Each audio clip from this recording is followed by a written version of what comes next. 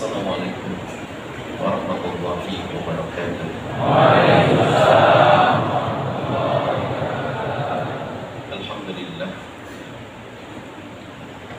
alladzi alafa baina qulubil mu'minina wa asbahu bi ni'matihi ikhwana. Wassallallahu wasallamu ala ar-raufir rahim al-mab'uth rahmatan lil alamin habibina sayyidina Muhammad wa ala alihi wa ashabihi wa tabi'ina lahum bi ihsanin ila yaumiddin. Allahumma ya rabbana alif baina qulubina, na'udzu bika ya rabbana minal baghdha wal hiqdi wal kibri wal riya.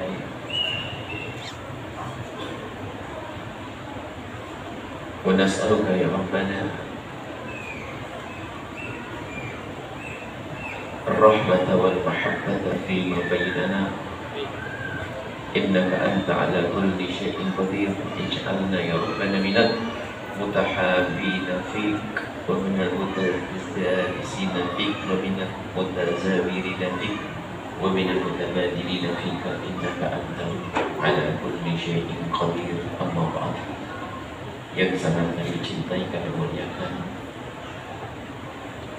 para perindu ridha Allah, para pecinta baginda Nabi Muhammad sallallahu alaihi wasallam, dan juga para masyayikh yang hadir yang kami tidak sebut satu demi satu, dan juga Bapak Bupati kita yang hadir dan istimewa. Beliau menghadiri sampai selesai, sebab biasanya ada tanda beliau senang bahwasanya menyifati tempat ini tempat yang baik. Dan insya Allah kita perlu, insya Allah, orang yang berkumpul di sini baik-baik. Biasanya ada bupati itu nyambut langsung pergi. Ini istimewa, makanya tolong biar ketahuan, karena ini akan ditayangkan di seluruh Indonesia, disaksikan. Biar para bupati sama wali kota yang lain itu tahu kalau hadir pengajian di Ustaz itu jangan nyambut langsung pergi. Kasih contoh langsung sama beliau, insya Allah. Baik, semoga Allah menjaga beliau dan menjaga kita semuanya. Amin. Malam ini kami ingin hadirkan satu makna keindahan dalam bersaudara, dalam bersahabat, dan agar kita terjauh dari hal yang menjadikan kita tidak indah, yaitu mahabbah, rahmah, mawaddah di antara saudara. Kita berangkat dari saudara yang sering disebut dengan sambung silaturahim. Banyak orang bermusuhan dengan saudara, tidak akur dengan saudara, yang tidak bisa baik dengan saudara sangat susah untuk baik kepada yang lainnya, karena saudara itu pendukung untuk baiknya banyak. Ibunya sama, bapaknya sama, saudara. Sehingga orang yang memutus tali persaudaraan itu diancam oleh baginda Nabi, la yadkhulul jannata khati'. Tidak masuk surga orang yang memutus tali persaudaraan. Artinya orang yang memutus tali persaudaraan harus mencicipi neraka.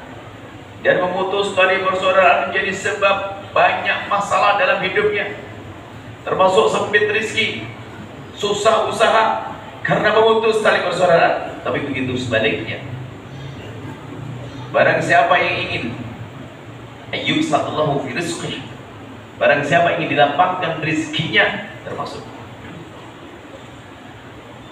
dilapangkan rezekinya, dipanjangkan umurnya, maka hendaknya dia menyambung tali silaturahim.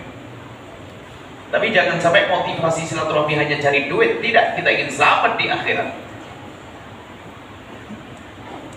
Sebelum kita lanjutkan, tidak usah melihat siapa-siapa. Lihat diriku sendiri, bagaimana urusanku dengan saudaraku. Kenapa aku bermusuhan dengan saudaraku? Dan ini kadang tertipu. Orang yang paling jahat dengan saudara biasanya dia juga yang paling senang umroh, senang puasa Senin Kemis, senang kumpulan dengan majelis zikir. Cuma tertipu dia, ternyata dia memutus tali persaudaraan. Karena begitulah hebatnya iblis dan setan yang sudah pengalaman mengganggu anak Adam dari masa ke masa. Maka malam ini akan kita benteng itu setan, kita bikin nangis, tidak bisa memecah belah di antara kita dengan saudara kita. Ayo kita kembali pada saudara kita dengan mahabbah, dengan cinta. Maka dari itu jangan lihat orang lain, lihat diriku sendiri. Bagaimana aku dengan abangku, bagaimana aku dengan adikku. Dan kita harus tahu apa yang dimaksud dengan silaturahmi itu. Nabi menyebutkan dalam hadis sahih, laisal wasilu bil mukafi. Menyambung silaturahmi itu, kalau kita ingin sambung silaturahmi dengan saudara itu bukan laisal wasilu bil mukafi. Silaturahmi itu bukan kita membalas kebaikan orang yang baik sama kita. Bukan di saat adik kita baik sama kita lalu kita balas. Bukan di saat kakak kita baik dengan kita lalu kita balas. Kalau balas kebaikan itu biasa, enteng. Walakinnal wasil, akan tetapi penyambung silaturahmi yang sejati adalah man idza quti'at rahimuhu wa salaha. Barang siapa yang diputus tali persaudaraannya, dijahili, dijahati, justru dia mendekat, kebaikin dia. Memang ini berat, akan tapi harus kita jalani. Harus kita jalani. Maka langkah-langkahnya kita harus paham bahwasanya silaturahmi itu ada dua. Silaturahmi zahir dengan silaturahmi batin. Kalau orang silaturahmi zahir belum tentu batinnya nyambung ya. Maka yang terpenting ternyata batin. Silaturahmi zahir mah biasa kunjung mengunjungi. Bisa jadi kunjung mengunjungi hanya basa-basi saja. Anda pernah mendengar atau bahkan mungkin Anda pernah berkata, yuk ke rumah paman, nggak enak, takut keduluan, cuma gitu saja. Keduluan tidak enak, bukan karena dia rindu untuk sambung silaturahmi. Kita silaturahmi zahir ya, tazawaru, salinglah kau kunjung mengunjungi. Baginda Nabi yang menyuruh, kakak, tetapi tujuannya harus tahu. Tazawaru, hendaknya kau bisa saling kunjung mengunjungi. Tahabu, agar kalian saling mencintai. Tujuannya menghadirkan cinta dengan saudara. Tahadu, salinglah engkau berikan hadiah. Hendaknya kau bisa saling berikan hadiah. Tujuannya dong, jangan hanya sekedar beri hadiah. Tujuannya harus tahabu, agar kalian saling mencintai. Karena ada orang beri hadiah bukan untuk cinta. Ada orang beri hadiah bukan untuk cinta. Kepentingan urusan dagangnya bisa saja. Seorang punya toko gede, setiap bulan Ramadan bagi-bagi hadiah. Apakah untuk bangun cinta? Mungkin ada membangun cinta, tapi yang banyak adalah agar nanti setelah bulan Syawal belanja lagi kepada dia. Bukan karena cinta. Tapi kita ingin memberikan hadiah untuk mewujudkan cinta. Jadi silaturahmi zahir mah enteng, kunjung mengunjungi gampang. Coba kalau orang silaturahmi zahir tanpa dibarengi dengan silaturahmi batin, apa hasilnya? Gak ada bisa jadi silaturahmi zahir yang kita lakukan justru menjadi sebab batin kita rusak. Contoh, silaturahmi keluarga besar Pak Haji siapa? Seorang haji punya keluarga besar. Silaturahmi perkumpulan, silaturahmi nyembelih kerbau, sapi kan banyak sapi tadi kelihatan. Nyembelih sapi, silaturahmi keluarga. Cuman karena dia tidak pernah menata hati, waktu silaturahmi pada kumpul semuanya, ternyata semua lirik-lirikan. Ibu-ibunya lirik-lirikan, hadir begini aja gelangnya dipakai semuanya, jamnya gede, bajunya pamer, mobilnya. Rupanya setelah pulang ke rumah masing-masing, semuanya punya bahan baru untuk menggunjing saudaranya. Karena silaturahminya zahir. Maka kita harus tahu silaturahmi batin itu bagaimana.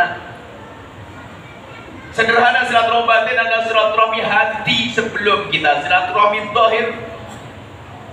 Pastikan Anda sebelum datang ke rumah paman, sebelum bertemu dengan beliau saudara, sebelum ketemu adik, Anda sudah bisa memulai dengan silaturahmi batin. Anda mendoakan. Jadi Anda jangan kunjung ke rumah siapapun, jangan Anda beri hadiah kepada siapapun, kecuali Anda sudah memulai di tengah malam mendoakan silaturahmi batin.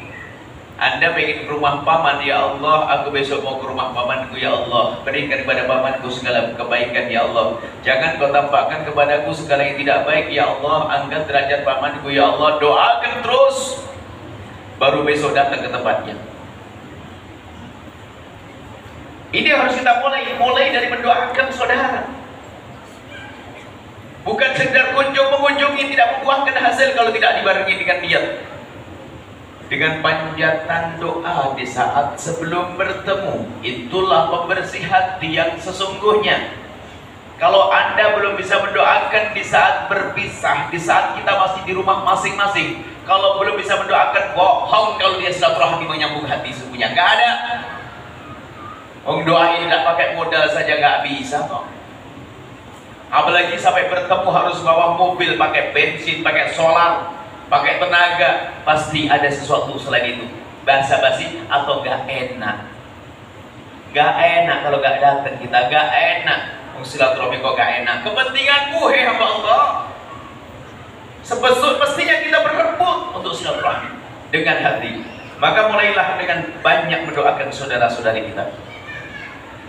Khususnya di saat Anda dijahilin sama dia. Oh, hati-hati. Di saat kita dijahatin atau Anda dijahatin oleh saudara, awas.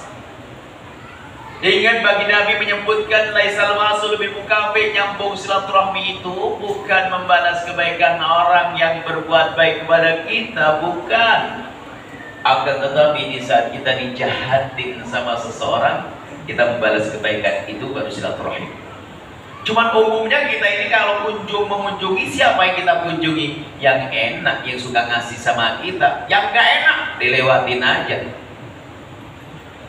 Yang dia gak enak dengan kita, dilewatin. Wah, ini gak benar kita ini. Justru yang kita utamakan adalah orang yang bikin kesel kepada kita, orang yang bikin masalah kepada kita, orang yang menyakiti hati kita, hendaknya kita dahulukan. Bahkan bukan sekedar kita dahulukan, lebih dalam kita bersilaturahmi. Kalau yang lain kita tidak bawa kue, kita bawakan kuenya. Pastikan Anda bisa kalau Anda ingin mengikuti baginda Nabi.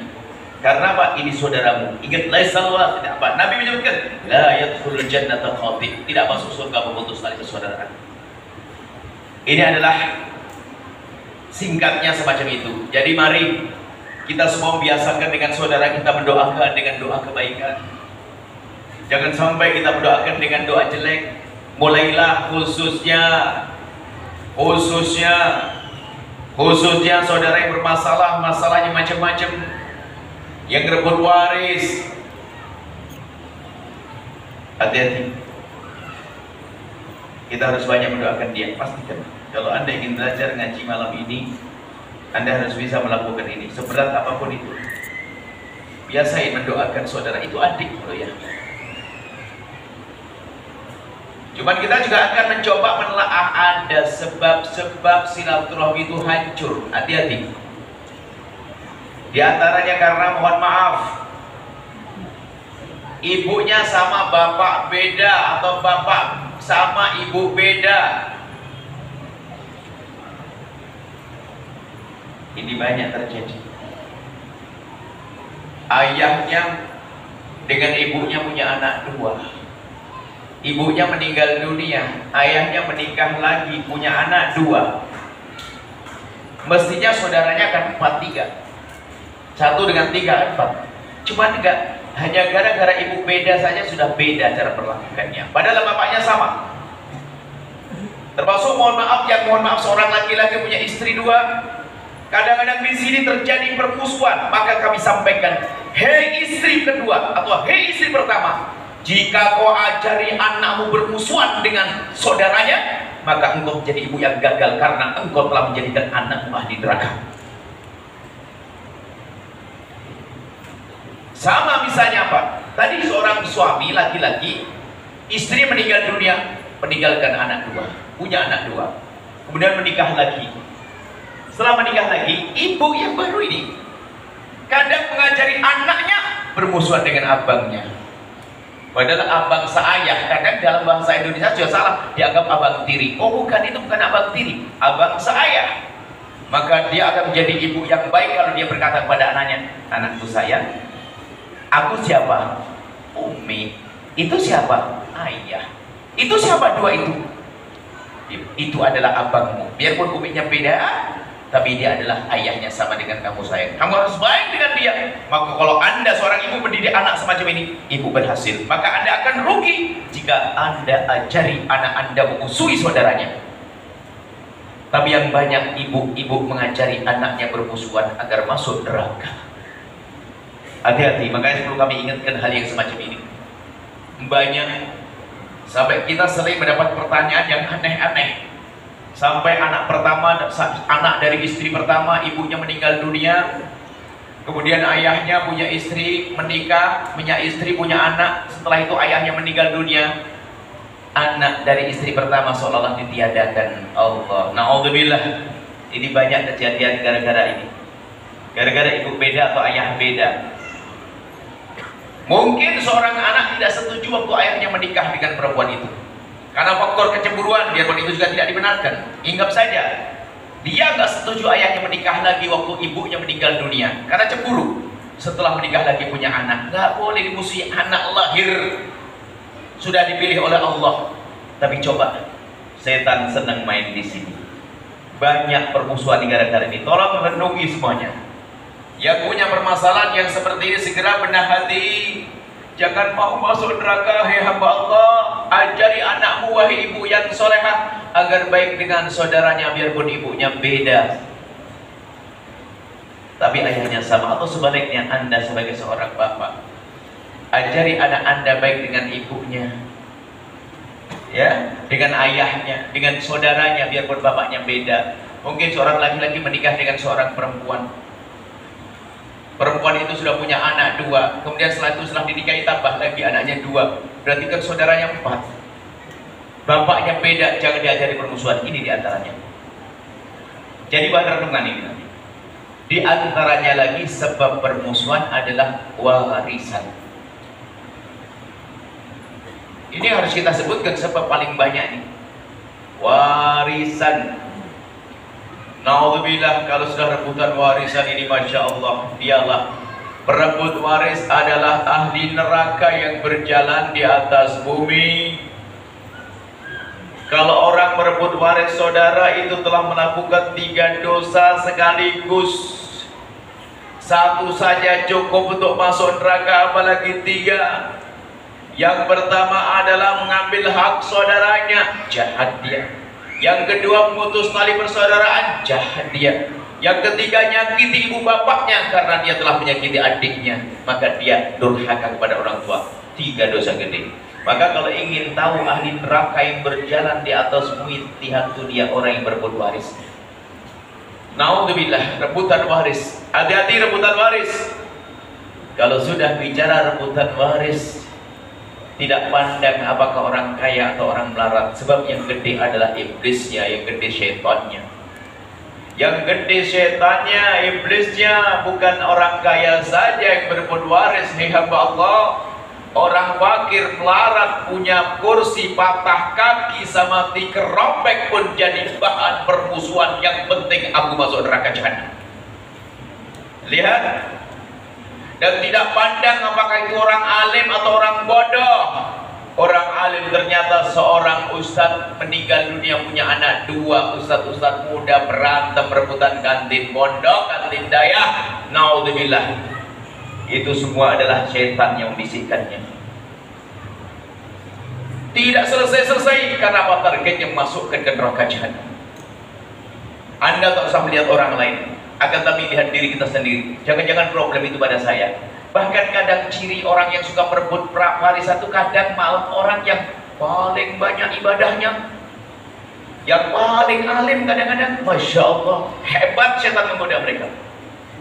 Kita sering menemukan problem-problem semacam itu. Masya Allah, luar biasa. Yang paling rajin umroh dia, yang paling rajin ibadah, ternyata dia merebut waris ahli neraka yang berjalan di atas bumi. Urusan waris hati-hati, kami sampaikan kalau di rumahmu ada pembagian waris. Yang pertama, hendaknya waris segera dibagi, jangan ditunda lama-lama. Kalau ditunda lama, setan yang membisikkan. Semula mah nggak ada masalah, cuma karena lama tidak segera dibagi, setan membisikkan. Sehingga di saat salah satu dari mereka cuma bertanya begini, "Bang, rumah ibu kenapa?" Belum selesai nanya sudah dibentak. Nggak tahu kenapa waris kok panas, memang ada setannya yang gede. Hati-hati, ahli neraka banyak gara-gara warisan. Padahal harta waris kalau Anda ambil dengan benar sesuai dengan aturan waris, itu akan menjadi harta yang sangat penuh berkah. Kenapa? Itu dicari oleh orang tua dengan peras keringat, dengan niat untuk muliakan sang anak. Tapi kalau diambil dengan dolim, jahat, dia menjadi orang sengsara, tidak akan bahagia di dunia dan tidak akan bahagia di akhirat. Hati-hati dengan harta waris peninggalan orang tua. Hei hamba Allah, ini kadang-kadang sebut-sebut gara-gara warisan ini silaturahmi tidak terjalin. Biarpun kadang waktu reuni kumpul yang benar kerbo. Pernah suatu ketika kita mendatangi seperti ini, keluarga ngomong, "Buya, kami itu bisa senyum semuanya ini kalau ada acara begini, kecuali saat bahas waris, langsung berubah semua mukanya. Karena sudah sampai generasi 4 belum dibagi. Sehingga seolah-olah merasa punya semuanya, padahal kalau dibagi hanya dapat secuil. Karena merasa itu kan repot, merasa ini kan ada bagi Allah, na'udzubillah, neraka. Maka waris hendaknya segera dibagi.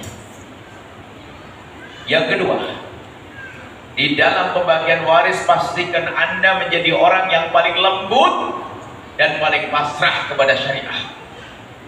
Kalau Anda mulai ngangkat suara, Anda memicu yang lain mengangkat suara, Anda iblis. Saya sampaikan semacam ini biar Anda masuk surga. Saya harus keras begini karena apa? Capek urus orang rebutan waris. Kadang yang paling pinter, yang paling alim, hafal Quran kadang-kadang, na'udzubillah, yang penting masuk neraka jahanam.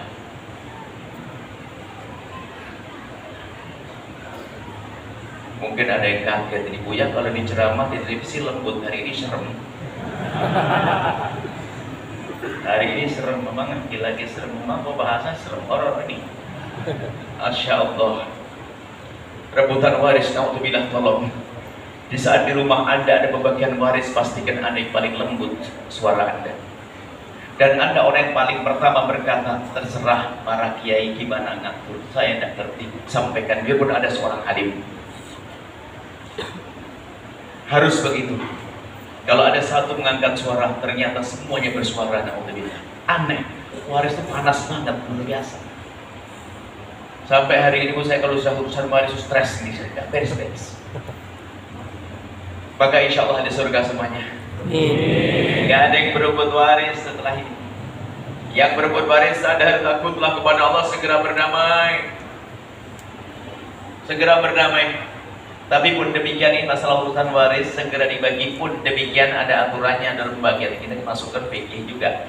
Jadi warisan itu akan dibagi setelah 5 hal ya. Yang pertama, utang kepada Allah diberesin. Mungkin dia punya kafarah harus bayar, atau sudah pernah wajib haji, atau pernah nadar, harus diberesin dulu. Utang kepada Allah. Yang kedua, utang kepada manusia diberesin. Jangan seperti sebagian anak yang jahat, cepat dibagi sebelum ditagih. Ini kurang ajar. Beresin dulu utangnya, jangan dibagi dulu. Yang kedua apa? Urutan utang kepada manusia diberesin dulu. Yang ketiga, hak-hak zakat. Kewajiban zakat, barangkali toko sudah waktu keluar zakat, cuman belum bayar zakat, sudah mati duluan, keluarkan dulu zakat. Jangan dibagi dulu, haram membaginya karena itu ada hartanya fakir miskin. Ini fikihnya. Yang keempat adalah tunaikan wasiat-wasiatnya. Tapi ingat masalah wasiat ini tidak semua wasiat Anda penuhi loh ya, hati-hati. Wasiat itu tanyakan ulama. Apakah wasiat ini wajib dipenuhi atau tidak? Sebab ada wasiat yang haram dipenuhi. Wasiatnya begini, nah kalau abah mati nanti tolonglah, nah itu ada anak suka mabuk, siapin deh minuman keras 2 kerat. Kurang ajar nih. Wasiat apa itu? Wasiat haram, ada wasiat yang tidak boleh dipenuhi. Makanya tanya ustaz. Dan wasiat ada aturannya. Wasiat pada ahli waris tidak boleh lebih dari sepertiga pun harus ada kesepakatan. Nanti ada. Pokoknya tidak semua wasiat harus dipenuhi. Maka tanyakan. Tapi yang keempat wasiat disebut para ulama, beresi dulu wasiatnya. Yang kelima adalah biaya perawatan jenazah. Ingat, biaya perawatan jenazah diambilkan dari harta perawatan yang fardu kifayah. Adapun yang bukan fardu kifayah nggak boleh diambilkan dari harta mayat. Mohon maaf, yang biasa sering adakan keselamatan sehari, 2 hari, 3 hari, jangan diambilkan dari harta waris. Itu haram kalau Anda ambil dari harta waris.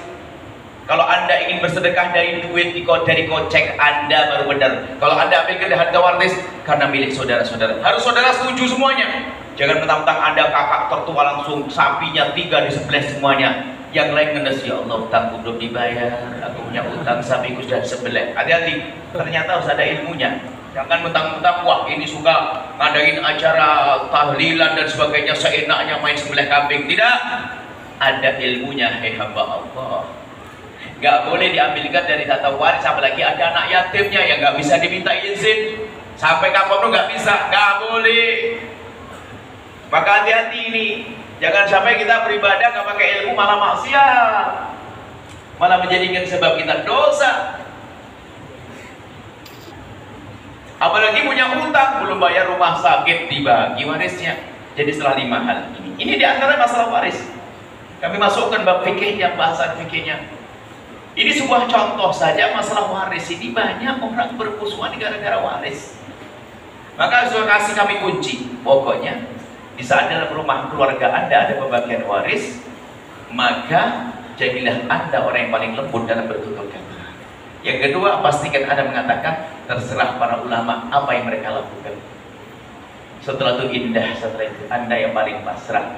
Kalaupun sudah seandainya ada hak Anda keambil saudara, segera relakan, karena hitungannya sudah ada di hadapan Allah. Hitungannya ada di hadapan Allah, maka jangan sampai kita zalim kepada saudara. Kemudian juga ini masalah-masalah semacam itu. Semua yang ada di rumah itu, selagi belum dibagi itu lengkap namanya nama ahli waris. Biarpun hanya segelas. Gelas itu lengkap, anak pertama, kedua namanya ada sini. Makanya kalau ada satu ngantongin gelas, haram dia. Tapi harus ada pembagian, paling tidak ada penyerahan. Misalnya begini, adik-adikku semuanya gelas-gelas dan sebagainya, siapa yang mengambil ambil, harus ada kesepakatan dulu gitu. Atau langsung begini, karena adik kita yang paling bungsu itu yang paling lama merawat ibu, perabot rumah tangga untuk dia semuanya gimana, oke, baru sah. Tapi kalau diem-diem gak pakai kesepakatan begini, itu juga menjadi sebab permusuhan. Tahu keset sudah rusak, mulai kemarin ditendang-tendang begitu. Tak taunya oleh salah satu anaknya diambil, dicuci, taruh di rumah. Apa kata yang lainnya? Kok keset ada di sini? Jangan-jangan yang lain juga dibawa ke sini.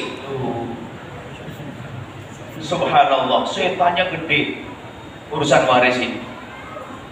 Jadi insya Allah Anda insya Allah di surga semuanya. Kalaupun Anda yang bermasalah urusan waris, insya Allah setelah ini akan selesai. Kami husnudon Anda adalah rindu kebolehan, rindu surga. Biarpun harus Anda berikan mungkin harta Anda, harus Anda bayar mungkin sampai harta habis demi keselamatan di akhirat.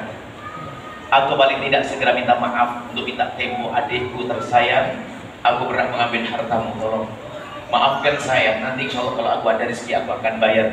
Jangan diam-diam keburu mati, naudzubillah. Mati dalam keadaan zalim kepada saudara, akan ditemukan kezalimannya di alam barzah, akan ditemukan dosanya di saat di padang mahsyar, akan menjadi beban dia menyeberang sirat sehingga tidak akan selamat masuk ke neraka jahanam gara-gara kezaliman tersebut. Inilah yang harus kita pahami masalah silaturahmi itu. Ada sebab-sebab, termasuk diantaranya sebabnya gara-gara nikah. Masya Allah, dan pokoknya kalau gitu, makanya saya lebih senang nyari sebabnya itu. Karena pernikahan dia sudah, Masya Allah, karena nikah sudah dilarang sama suaminya. Kalau kamu biayai adikmu, awas ya. Istrinya diancam sama suaminya. Kalau kamu ngasih-ngasih adikmu, awas ya. Tak taunya ada seorang istri berkata begini, Buya, gimana sih hukumnya suami saya kok ngasih-ngasih adiknya tanpa sepengetahuan saya? Saya tanya, itu duitnya siapa sih Bu? Ya duitnya dia, masa yang ngasih? Kalau dia biasa, terus kenapa kok kamu marah-marah? Mesti kamu dukung kalau suamimu berbuat baik pada saudaranya.